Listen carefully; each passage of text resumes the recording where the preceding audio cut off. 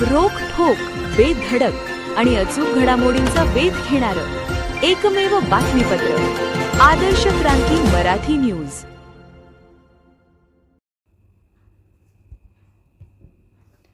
केजच्या विशेष पथकाचा मस्साजोग येथील शिवारात छापा. 9,11,000 रुपयांचा गुटखा जप्त.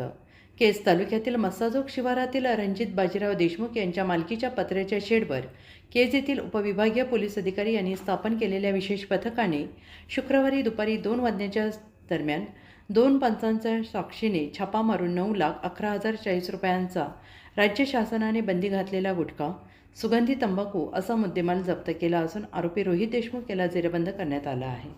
सहाय्यक पोलीस अधीक्षक व्यंकटराम यांनी गुप्त बातमीदाराकडून माहिती मिळाली की केज तालुक्यातील मस्साजोग शिवारात काळेगाव घाट रस्त्यालगत असलेल्या एका पत्र्याच्या शेडमध्ये गुटख्याचा साठा करण्यात आलेला आहे. त्यांच्या आदेशावरून पोलीस उपनिरीक्षक जावेद कराडकर, पोलीस उपनिरीक्षक अमीरुद्दीन इनामदार, जमादार विकास चोपणे, बालासाहेब डाबकर, धोंडीराम मोरे, विशाल क्षीरसागर, अशफाक इनामदार यांनी 2 खासगी पंचांना सोबत घेऊन शुक्रवारी दुपारी 2 वाजता छापा टाकला असता राज्य शासनाने बंदी घातलेला गुटखा विविध रंगाच्या गोण्यात भरून त्याचा साठा केल्याचे दिसून आले.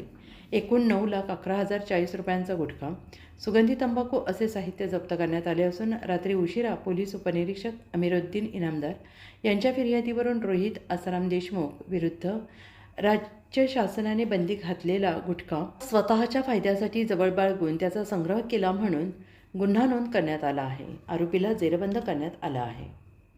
आदर्श क्रांती मराठी न्यूज चॅनलला लाईक करा, शेअर करा आणि सबस्क्राईब करा.